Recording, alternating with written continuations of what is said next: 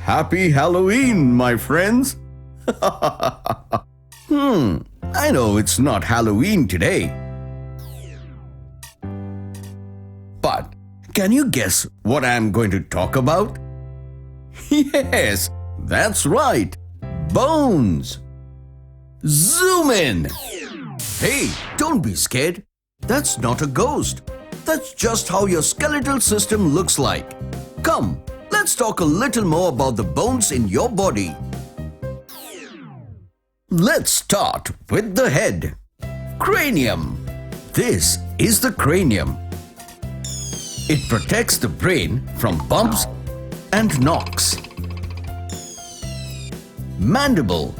The lower part of the skull is called the mandible. It is the largest and the strongest bone of your face. Scapula. It is a triangular-shaped bone that is protected by surrounding muscles. It is commonly called the shoulder blade. Rib cage. The rib cage protects your heart and lungs. It is actually very delicate and can be damaged by accidents, sports, or even a powerful sneeze.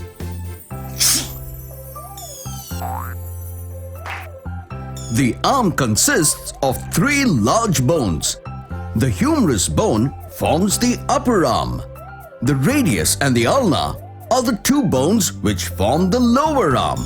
You have 1 radius and 1 ulna in each arm.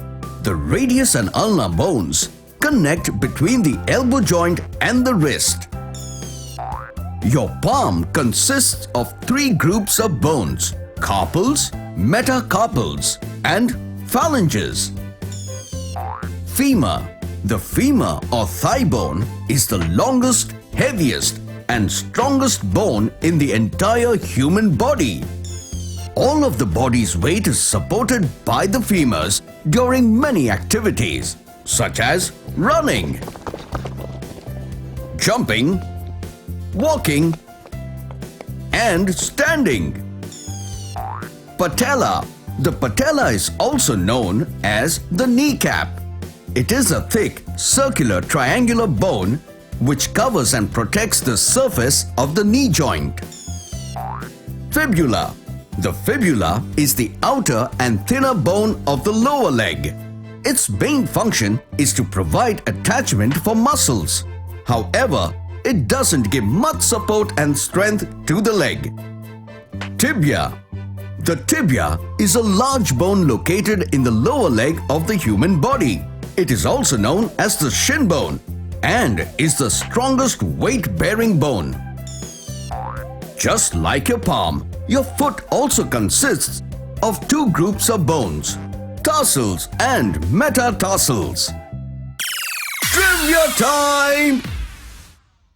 Did you know that half of your body's bones are in hands and feet? And an infant has 300 bones, whereas an adult has 206 bones.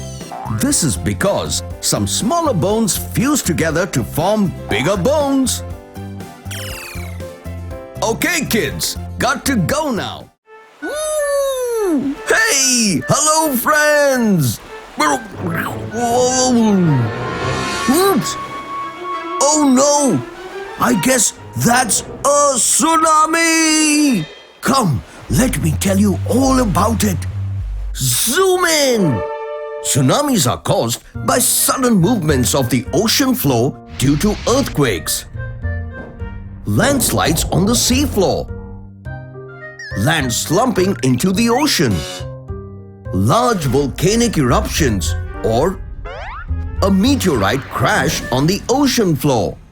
When an earthquake, a landslide, or a volcanic eruption occurs on the sea or ocean bed, a vertical jolt is created, which displaces the bed and causes extreme tension in water. The water is pushed upwards, but gravity tries to pull it down. This causes an upsurge in the water levels and the waves start moving away from the point of tension. Tsunamis are barely felt as a ripple on the ocean surface as the water is quite deep. But as and when those waves reach the land, the water becomes shallower and the waves constantly increase in height. They hit the shore and oh my, cause a lot of destruction. It is said the first wave of a tsunami is not the strongest, but the successive waves are bigger and stronger. Oh, and tsunamis can travel at a speed of about 500 miles per hour, which is almost as fast as a jet plane. And that's why tsunami waves are called killer waves. Deadly, isn't it? Trivia time! Did you know that a tsunami wave can be less than 30 centimeters in height and can pass off unnoticed? If you get stuck in a tsunami, don't swim because the currents will pull you in the opposite direction. Just hold on to a floating object and be safe. So here's the deal. Go watch this video to know more about earthquakes. After all, that's one of the major causes of a tsunami. This is me zooming out.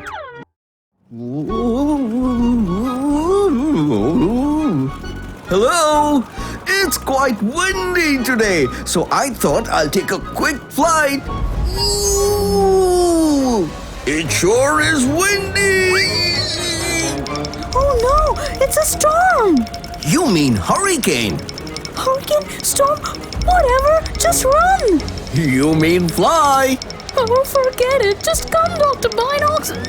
Oh, okay. Well, that reminds me that today's topic is hurricane. Zoom in. Whoa! A hurricane is a huge storm that generally forms over warm ocean waters near the equator.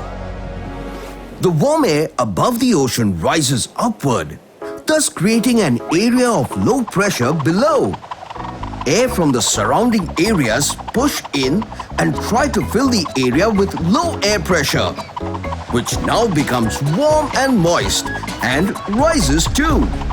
As the moist air rises, the surrounding air again tries to fill in, and this process continues till the water in the air forms clouds.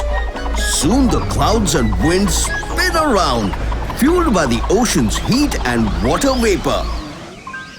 Therefore, hurricanes could also be called giant engines that use warm and moist air as their fuel. When we see from the top, hurricanes can be as huge as 300 miles wide. The center of the hurricane is called the eye of the hurricane, which is the calmest part. The eye wall surrounds the eye where the most damaging winds are found. It can range anywhere from 5 to 30 miles. Then comes the rain bands, which surround the eye wall. These bands are a series of dense clouds that give a pinwheel-like appearance to the hurricane, which range from 50 to 300 miles. Hurricanes are divided into 5 categories, depending on the speed of their wind. Here, take a look. Category 3, 4, and 5 are the most dangerous ones. Trivia time! A huge hurricane can release energy equivalent to 10 atomic bombs per second. Hurricanes in the Pacific Ocean are known as typhoons. Whoa! So this is me zooming out. Twinkle, twinkle, little star, how I wonder what you are. Looks like the baby star has slept. But hey, you don't go to sleep, because I'm here to tell you about different types of stars in space. Exciting, isn't it? Shh. So tell me, how many stars do you think are there in the universe? Oh, come on, you can do it. Guess. Well, the answer will be given at the end of this episode. Zoom in. So, there are different kinds of stars. The big ones, even bigger than the sun. Small ones, some very odd ones, and some new ones. But did you know that they are classified in groups? Yes, there are some specific types of stars. The red dwarf stars. They are relatively smaller in size compared to the other stars, and therefore they burn at a lower temperature, which helps them have a long, sustainable life. Some say 1 trillion years. Nearly 70% of the stars in the universe are red dwarf stars. But hey, since they don't shine so bright, it gets difficult for humans to see them with naked eyes. The yellow stars. These are medium-sized stars and therefore burn at a medium temperature. There are yellow dwarf stars as well that are not giant stars. Our sun is one of them. These stars become quite large just before they completely start running out of fuel. The sun too will completely lose its fuel someday. But don't worry, that won't happen before 5 billion years. Blue giant stars. As the name suggests, these are big stars and hence burn at a high temperature, leaving them with a short span of life, from 10,000 to 100,000 years.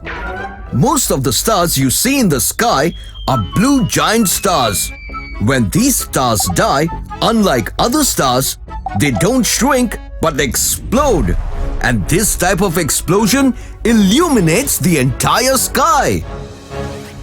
There are all sorts of other stars like giant and super giant stars, which are extremely big, have the shortest lifespan, and shine the brightest.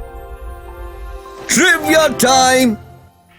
Every star that you see in the sky is actually bigger than the sun. Proxima Centauri, a red dwarf star, is the nearest star to Earth after the sun. So, remember the question I asked you? How many stars do you think are there in the universe? Well, the answer is 100 billion! Isn't that a shocker? I can see stars in your eyes. So this is me zooming out.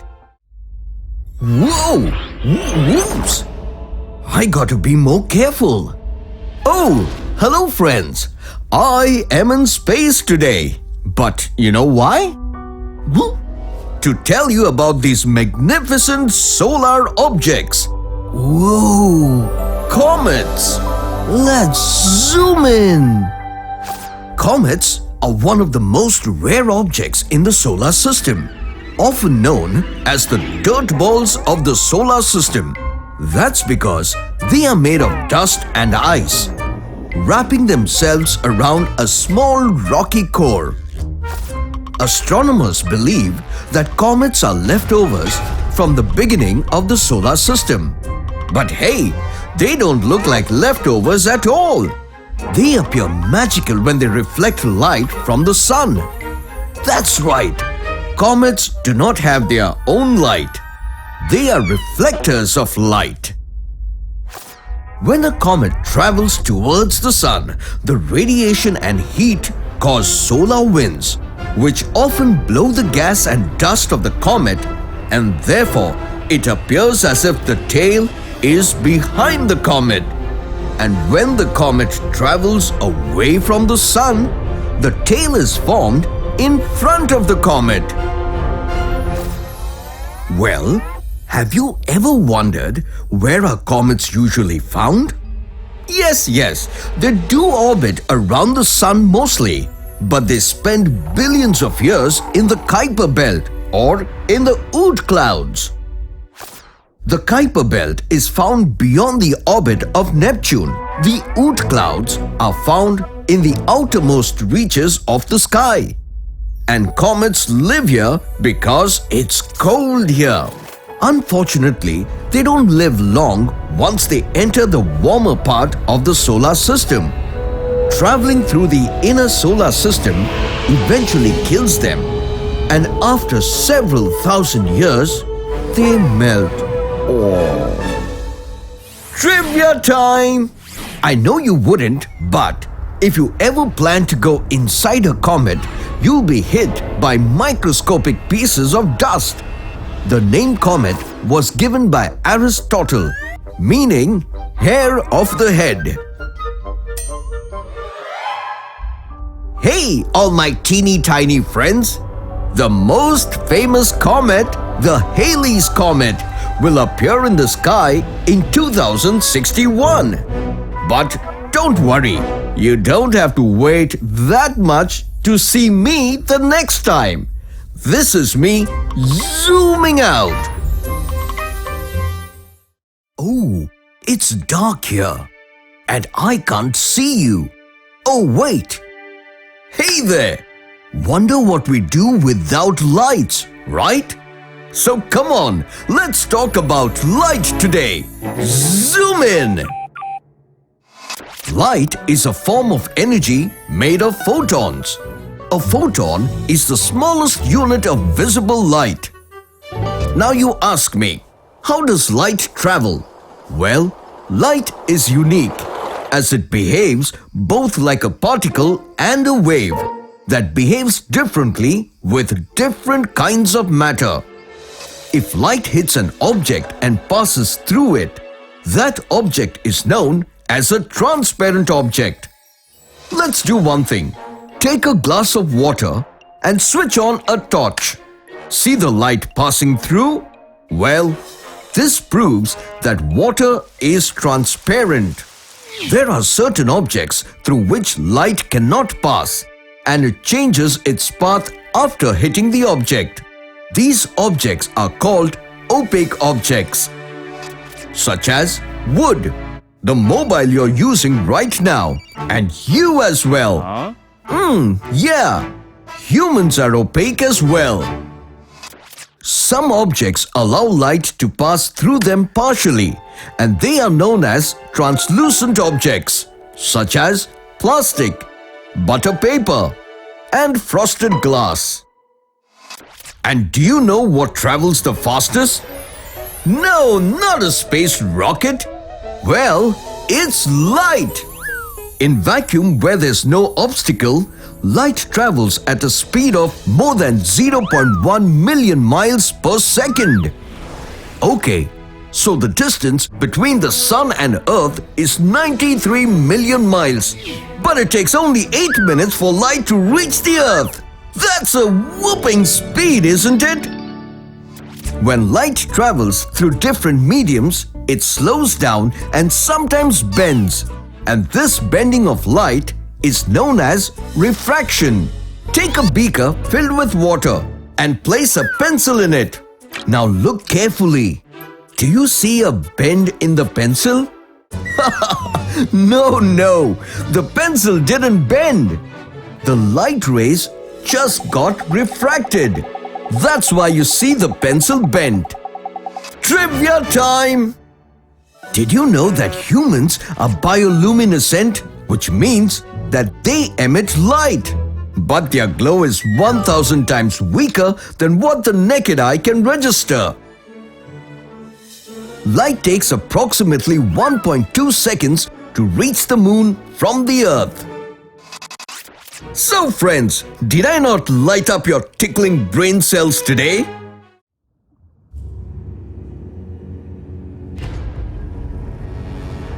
Hi friends, did you just see that mighty beast? Well, that's a shark. Hey, that's not done. I'm no beast, Dr. Binocs. I mean, look at my voice and look at me. I'm a tiny little being. Oh, I'm sorry, Mr. Shark. I was kidding. I know you are not a beast, but a lot of people think you are. So why don't you clear that myth today, my friend? That's a good idea. Friends, wanna bust some myths about sharks today? I know you do. Come, zoom in. It is said that most sharks are man-eaters and they deliberately hunt humans, which is not completely true. Most sharks tend to eat fish or invertebrates, such as squids or clams. If sharks happen to kill humans, it's mostly because of mistaken identity. Sharks mostly mistake humans to be some fish or another animal. I'm sure you would have heard that sharks have lots and lots of sharp pointed teeth. Well, not all sharks have icicle-like teeth. The basking shark has tiny teeth, which it does not even use for hunting or feeding. And the horned shark has molar-like teeth, which is used to crush its hard-shelled prey. It is often believed that sharks are indiscriminate killers. But most of the times, they are victims of massive hunting for their fins, which is made into shark soups. Whoa! Whoa! People claim that shark fins are tasty and have a lot of nutritional value, which is absolutely untrue. Shark fins are tasteless with absolutely no nutritional value. And if you think sharks have no predators, you're wrong. Humans are their biggest predators. If you actually look at numbers, you'll be surprised to know that sharks kill approximately 6 humans in 1 year, whereas humans kill about 100 million. Now, that's called being indiscriminate. Sharks also help a lot in maintaining the balance of life. Since they are the top of the food chain, they keep the marine population in check. Trivia time! There are approximately 500 species of shark, out of which white sharks, tiger sharks and bull sharks are the most dangerous ones. Sharks have an extremely strong sense of smell. Almost 2/3 of its brain is dedicated to the sense of smell. So friends, now you know that sharks are a lot more than their scary teeth. You're right, Dr. Binocs. Thanks for clearing the silly myths about me. I owe you one. Oh, come on, let's drink some soup. Oh, really? Soup? Not shark fin soup. Oh, there you go. Ha ha ha. So, this is me zooming out. Hello, kids. Won't it be great if we could just pack our bags and keep flying from place to place? Hey, but you can't do that because you don't have wings like me. Oh, yes, you're right. But there's one major difference between you and my friends out there. And that is? You're a migratory bird, silly. Ooh, oops. Why didn't that strike me? Doesn't matter. You go take your flight and I'll tell my friends all about birds like you. Oh, I feel so special, Dr. Binocs. Come, friends, let's know more about migratory birds. Zoom in. Migratory birds are those birds that travel from one place to another at regular intervals over long distances. And they migrate to escape the cold, harsh winter weather in search of food and a warm, cozy shelter. There are various types of migratory birds. Resident birds, pigeons and doves are good examples. These birds just don't migrate. They are able to find food and a warm shelter where they are staying. We might not travel a lot, Dr. Binocs, but we do spread love all around from place to place. Short-distant migrants. Robins are short-distant migrants. As the name suggests, these birds move only a short distance from lower elevations to mountainside. Hey, but don't you mistake me for a nightingale. I might look like one, but I'm not, okay? Oh, my friends won't. They are very smart. Aren't you guys? Medium-distant migrants. These birds travel over distances that cover several states. They don't really travel a lot, but not that they won't travel less. Isn't it, Mr. Blue Jay? You seem to know me quite well, Dr. Binocs. But there's one more secret about me. Wanna know? Sure, tell us. We are all waiting. I'm quite mischievous, Dr. Binocs, because I hunt more than I can eat. Long-distance migrants. These birds travel typically from United States and Canada to wintering grounds in Central and South America. The Arctic tern is an example of long-distance migrants. And I am the record holder for covering the longest distance of 44,000 miles. Oh my, that's huge! Just to let you know, the circumference of the Earth is approximately 29,000 miles. So imagine how much these birds travel. Trivia time! Before migrating, many birds enter a state of hyperphagia, where the hormone levels compel them to drastically increase their body weight to store fat to use as energy while traveling. And some birds also have the ability to sense the Earth's magnetic field to help them navigate. So I need to travel now. Wait till I come back next. I feel plants are the nicest beings on this planet. They never harm anyone. Rather, they get eaten all the time. Oops! I guess some eat too. And that's why I am here today to tell you about plants that eat meat. Come with me. Zoom in. Plants that capture prey such as insects, spiders, mites and eat meat for their survival are known as insectivorous or carnivorous plants. Most of the carnivorous plants live in wet, boggy areas where the soil doesn't have much nutrients. They derive their nutrients from their prey and whatever little nutrients available to them through soil. They have a strong digestive system which helps break down complex food items. The different types of carnivorous plants are pitfall traps, popularly known as pitcher plants. They are pitcher plants because they look like pitcher-shaped vessels filled with fluid. The insect is lured by the syrupy fluid, and just when they come to drink it, they get drowned. Some pitcher plants have a lid on them to trap their prey. Flypaper traps.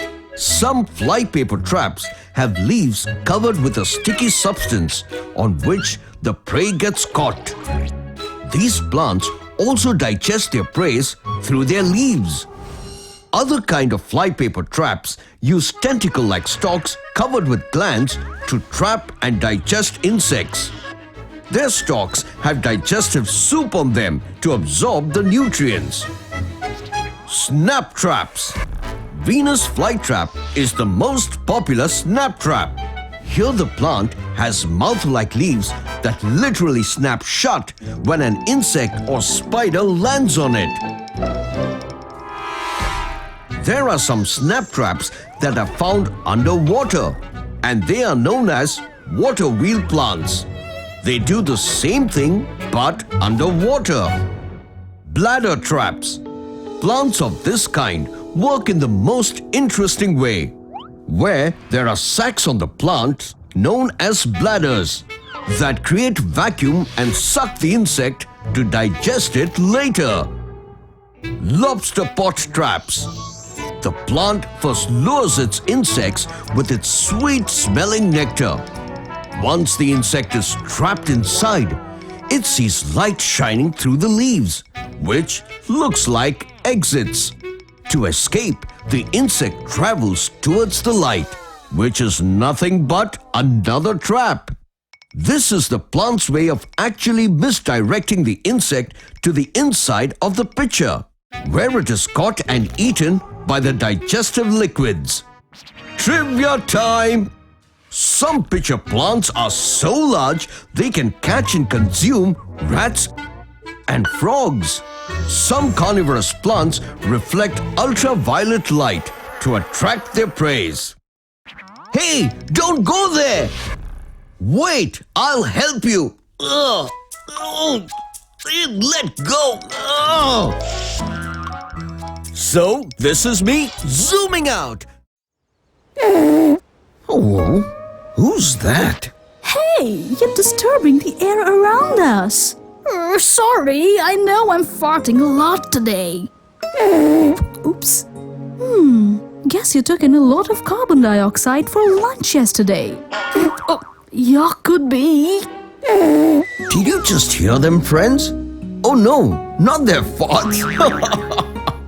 And that reminds me that I need to tell you about the process of excretion in plants. Come with me.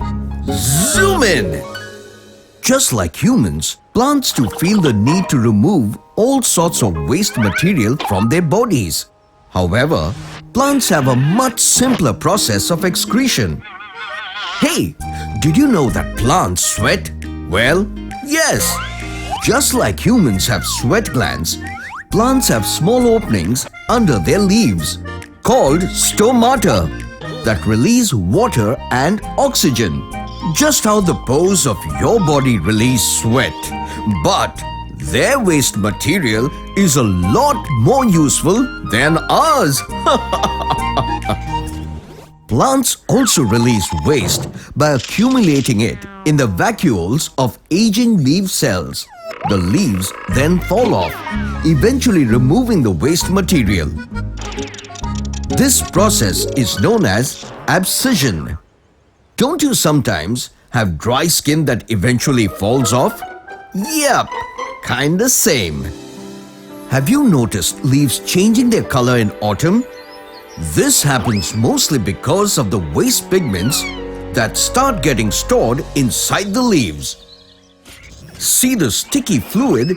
Well, this is another kind of waste produced by the plants, which is often oozed out from the bark of trees. Apart from the sticky fluid, there are other waste products like resins, gums, and latex. But hey, you got to be careful because sometimes these products can be poisonous.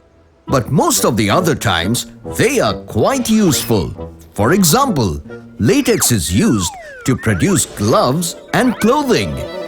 Trivia time! The bark of a willow tree produces a chemical that helps in the making of aspirin, a medicine for pain and fever.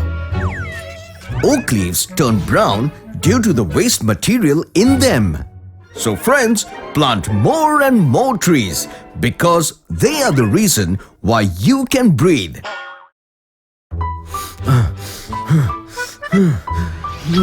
Breathe in, breathing out. That's what I say throughout. Breathe in, breathing out. That's what I say throughout. Phew. Oh, so you've been watching me work out, eh? Rather, breathe in and breathe out. Whew, this is tiring. So, anyways, why don't we talk about breathing today? Still can't get a hint? Well, today we talk about the human respiratory system. Zoom in. Alright, do this. Right now, I'm watching you. Just start running wherever you are. Run, run, run, run, run, run. Now stop.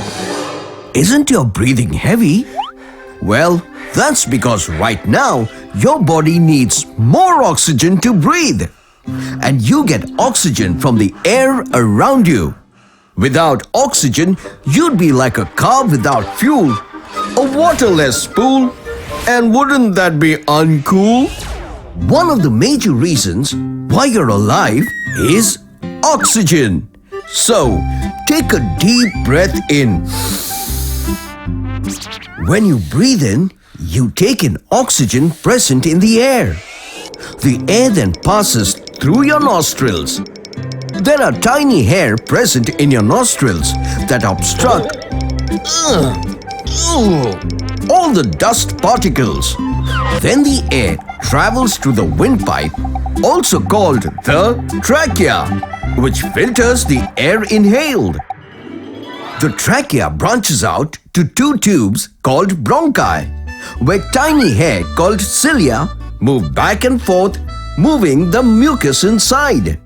The mucus is a sticky substance that collects germs and other particles that might harm the lungs. The bronchi then carry air into each lung. The right lung has 3 lobes, whereas the left lung has 2 lobes. The left lung is slightly smaller in size to give space to the heart. These lobes are filled with small and spongy air sacs called alveoli, where the exchange of oxygen and carbon dioxide happens. It is here the blood picks up oxygen and lets go of carbon dioxide. Just beneath the lungs, there is a dome-shaped muscle called diaphragm that contracts when you breathe in and expands when you breathe out. It also separates the chest cavity from the abdominal cavity. Trivia time! The lungs are the only organs that can float on water. A person breathes approximately 20,000 times in one day. So friends, didn't you just gasp and grasp all the facts? This is me zooming out.